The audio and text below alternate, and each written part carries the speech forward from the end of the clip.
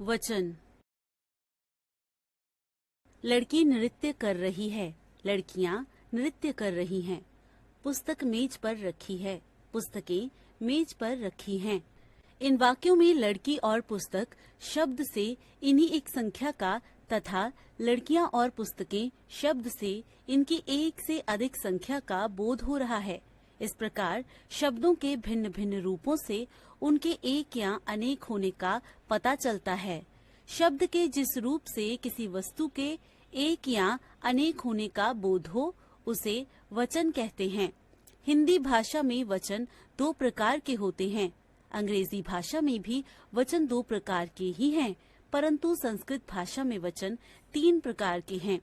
वचन के भेद। हिंदी में वचन दो प्रकार के होते हैं, एक वचन, बहुवचन।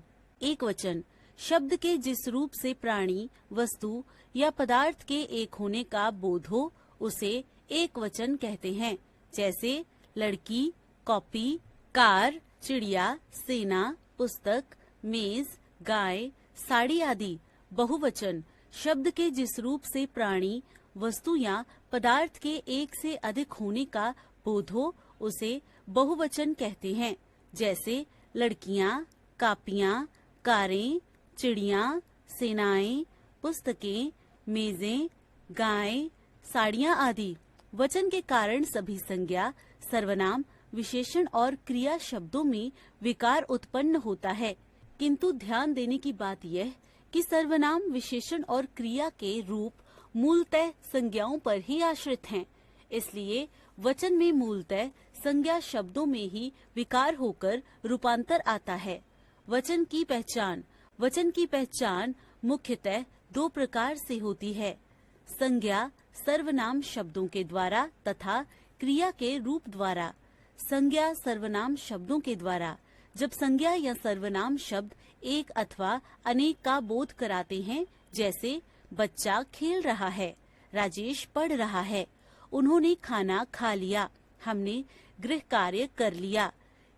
क्रिया के रूप द्वारा।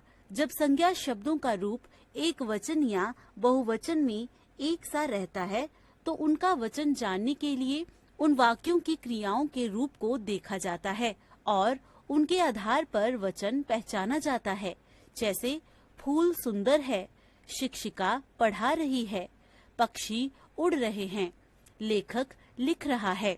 एक वचन से बहुवचन बनाने के नियम। अकारांत पुल्लिंग शब्दों को ए में बदलकर एक वचन, बहुवचन।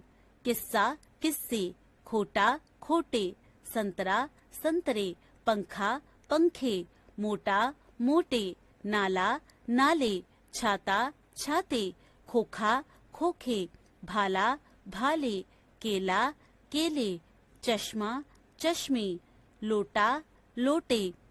अकारांत स्त्रीलिंग शब्दों के अंतिम अ को ए में परिवर्तित करके हद, हदे, बहन, बहने, रात, रातें, गाय, गायें, चीज, चीजें, आंख, आंखें, बोतल, बोतलें, बाह, बाहें, पुस्तक, पुस्तकें, झील, झीलें, दीवार, दीवारें, सड़क, सड़कें।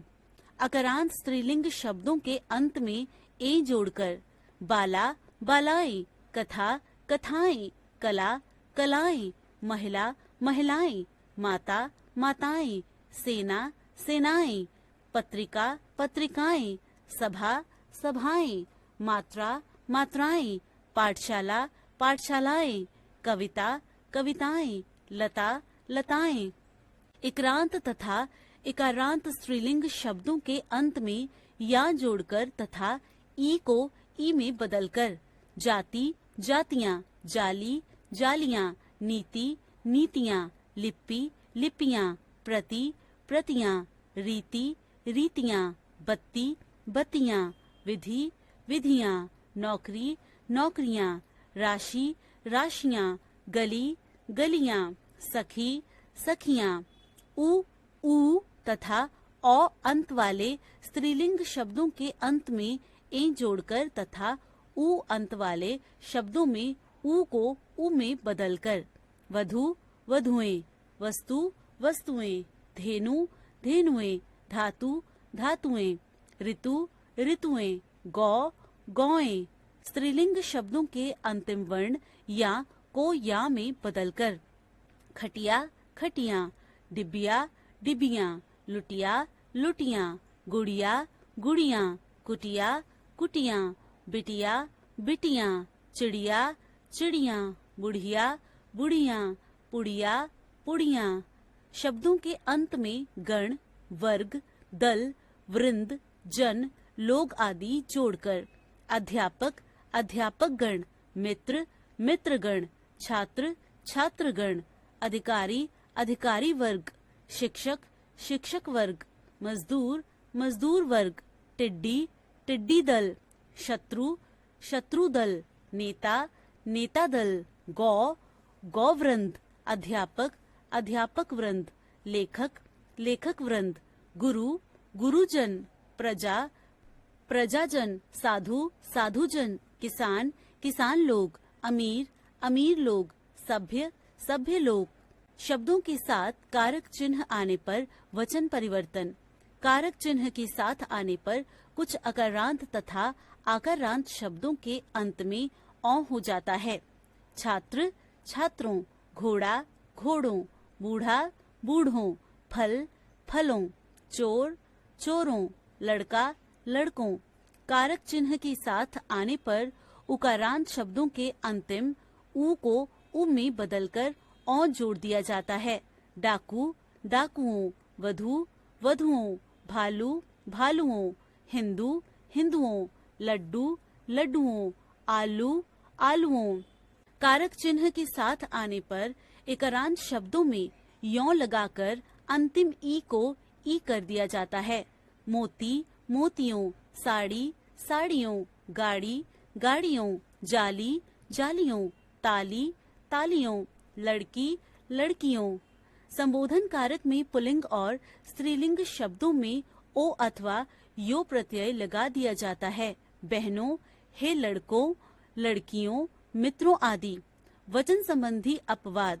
आदर या सम्मान की भावना प्रकट करने के लिए एक वचन के स्थान पर बहुवचन का प्रयोग किया जाता है। जैसे अर्जुन श्रेष्ठ धनुर्धर थे। हिंदी अध्यापक कक्षा पाठ में पढ़ा रहे हैं। रमेश के दादाजी आए हैं। चाची जी खाना खा रही हैं। अधिकार, बड़प्पन और अभिमान व्यक्त करने के लिए मैं के स्थान पर कभी कभी हम का प्रयोग किया जाता है। जैसे आए हुए अभ्यागत ने कहा, हमें आदेश दें, हमारे जाने का समय आ गया। पापा ने कहा, चिंता मत करो, हम आकर बात करेंगे। मालिक ने नौकरानी से कहा, हम बाजार जा रहे हैं, दरवाजा बंद कर लो। आकाश, जनता, पानी, वर्षा, सत्य, झूठ, बालू आदि शब्दों का प्रयोग सदा एक वचन रूप में होता है। जैसे जानवर पानी में खेल रहे हैं। सत्य की सदा विजय होती है। आज वर्षा होगी। आज आकाश स्वच्छ है। समाचार, प्राण, होश, बाल, हस्ताक्षर, दर्शन, आंसू आदि शब्दों का प्रयोग सदा बहुवचन रूप में होता है। जैसे हाथी को देखकर मेरे होश उड़ गए। कृपया अपने हस्ताक्षर यहाँ करें। हमारे बाल सफेद हो गए हैं। आपने आज के समाचार सुने। तू सर्वनाम एक वचन है। इसका बहुवचन तुम है, परंतु आजकल तुम का प्रयोग एक वचन के रूप में ही किया जाता है। जैसे तू कहाँ जा रहा है। इस वाक्य को तुम कहाँ जा रहे हो रूप में प्रयोग किया जाता है। दैनिक जीवन में प्रयोग होने वाले शब्दों के बहुवचन। पशु, पक्षी, जीव जंतु, कीट पतंगे आदि शब्दों के वचन परिवर्तन। एक वचन, बहुवचन। कुत्ता, कुत्ते, घोड़ा, घोड़े, भेड़िया, भेड़िए, बिल्ली, बिल्लियाँ, गधा, गधे, चिड़िया, चिड़ियाँ, मकड़ी, मकड़ियाँ, जूं, जुएं, कछुआ, कछुए। वस्त्र संबंधी शब्दों के वचन परिवर्तन। लहंगा, लहंगे, पैंट, पैंटें, जुराब, जुराबें, तौलिया, तौलिए, कमीज, कमीजें, टोपी, टोपियाँ, टाई, टाइयाँ, पाजामा, पाजामे, साड़ी। घर में प्रयुक्त होने वाले शब्दों के वचन परिवर्तन। गद्दी, गद्दियाँ, सीढ़ी, सीढ़ियाँ, सोफा, सोफे, गमला, गमले, मूर्ति, मूर्तियाँ, कमरा, कमरे, घर, रसोई, फल सब्जियों संबंधी शब्दों के वचन परिवर्तन। दाल, दालें, गाजर, गाजरें, बोतल, बोतलें, भिंडी,